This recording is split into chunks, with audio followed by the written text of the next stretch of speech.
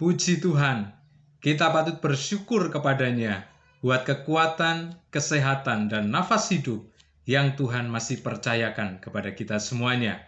Tema firman Tuhan hari ini adalah, apakah kehadiran Tuhan harus diundang atau tidak?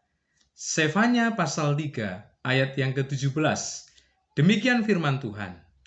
Tuhan Allahmu ada di antaramu sebagai pahlawan yang memberi kemenangan. Ia bergirang karena engkau dengan sukacita. Ia membaharui engkau dalam kasih-Nya. Ia bersorak-sorak karena engkau dengan sorak-sorai. Saudara, berdasarkan ayat ini, kita mendapatkan informasi bahwa kehadiran Tuhan adalah inisiatif dari Tuhan sendiri. Firman Tuhan berkata bahwa Tuhan Allahmu ada di antaramu. Nah, saudara, kalau kita mau perbandingkan di dalam Mazmur pasal 22 ayat yang keempat, di sana firman Tuhan mengatakan bahwa Tuhan Allah, Tuhan hadir, Tuhan bertahta di atas pujian umat-Nya. Dan kalau kita juga melihat di dalam Mazmur pasal 139 ayat 1 dan seterusnya, kita akan ketemukan omniscient, omnipresent, kemahatauan Tuhan, dan kemahahadiran Tuhan. Berdasarkan data-data itu, kita bisa mengambil kesimpulan bahwa kehadiran Tuhan tidak perlu diundang.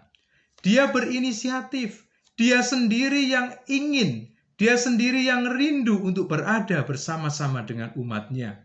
Dalam kemahahadirannya, dia memilih untuk selalu memperhatikan umat-umat-Nya. Jadi saudara, kita adalah orang-orang yang sangat beruntung. Karena Tuhan tertarik kepada kita. Tuhan berinisiatif untuk berada bersama-sama dengan kita. Sefanya adalah nabi yang diutus oleh Tuhan untuk menyampaikan nubuat penghukuman, tetapi juga menyampaikan nubuat janji Tuhan kepada orang-orang Israel bagian selatan. Meskipun orang-orang Israel harus dihukum, tetapi Tuhan menyatakan janjinya, Tuhan tetap menyatakan perhatiannya, dan firman-Nya berkata bahwa Tuhan Allahmu ada di antaramu. Jadi meskipun orang-orang Israel ada di dalam keadaan yang jauh dari Tuhan, kehadiran Tuhan tetap nyata. Meskipun orang-orang Israel tidak rindu untuk dekat dengan Tuhan, menduakan Tuhan, tetapi hati Tuhan tetap tertuju kepada umat-Nya.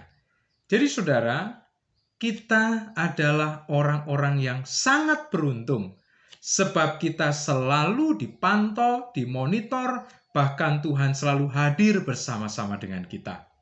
Bagaimana dengan adanya orang-orang yang sering memanggil Tuhan, mengundang Tuhan untuk hadir, baik ketika ibadah atau mungkin juga ketika berdoa untuk orang-orang yang sakit, lalu kemudian kata-kata dari doa itu mengundang kehadiran Tuhan.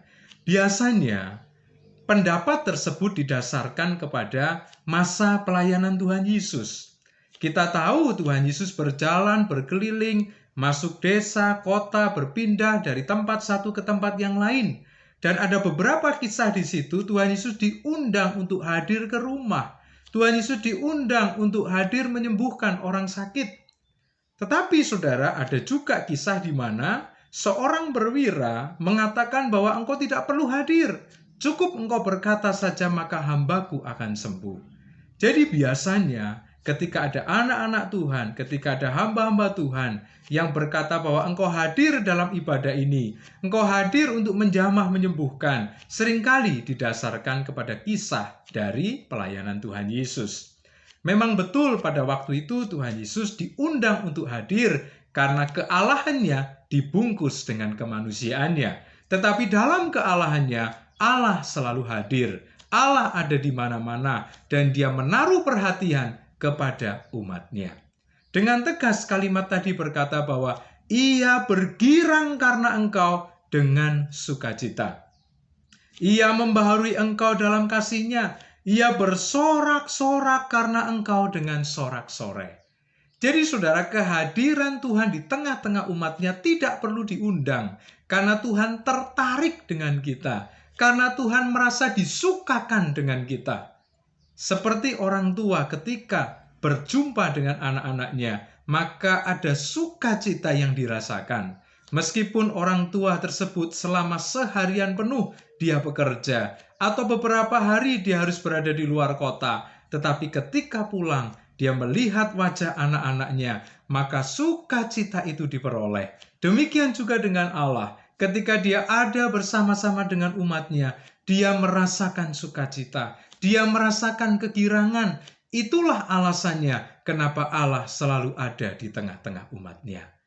Nah, saudara yang terkasih dalam Tuhan, tidak ada salahnya kalau kita mengundang Tuhan hadir. Tidak ada salahnya kalau kita memanggil Dia untuk hadir.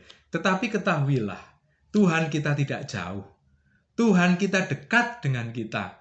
Bahkan tanpa kita mengundang, tanpa kita memanggil, bahkan kondisi kerohanian Israel pada waktu itu, ketika Sefanya 3 ayat yang ke-17 ini muncul, mereka jauh dari Tuhan, tetapi hati Tuhan tetap dekat dengan umatnya. Setelah kita mengetahui fakta ini, maka mari kita pun juga rajin untuk menyambut kehadiran Tuhan. Maka kita juga berkomitmen untuk tidak menjauh dari Tuhan. Dia yang berinisiatif untuk dekat, Dia yang mewujudkan keinginannya untuk dekat, maka kita anak-anaknya, kita pun juga mau mendekat dengan Dia. Kita tidak menjauh dari Dia. Kita tidak lalu kemudian sibuk dengan urusan-urusan kita sendiri dan tidak mempedulikan Bapa kita yang selalu memberi perhatian kepada kita. Dan jangan kita merasa sendiri. Jangan kita merasa tidak diperhatikan oleh Tuhan. Jangan kita merasa bahwa kita harus berjuang bergumul sendiri dari setiap problem kehidupan. Ketahuilah, ada Tuhan yang hadir di antara kita. Bahkan firman Tuhan tadi dengan tegas berkata, Dia ada di antaramu sebagai pahlawan yang memberikan kemenangan.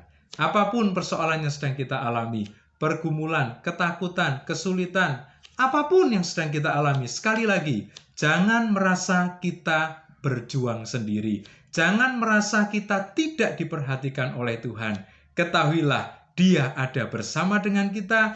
Dia sebagai pahlawan memberikan kemenangan bagi kita semuanya. Nikmati kebersamaan dengan Tuhan hari ini sampai selama-lamanya. Dia selalu tertarik hadir. Dia ada bersama-sama dengan kita. Dia merasa senang, dia merasa girang, dia merasa bersukacita, bahkan dia bersorak-sorai ketika berada bersama-sama dengan kita. Puji Tuhan, Tuhan Yesus memberkati kita semuanya.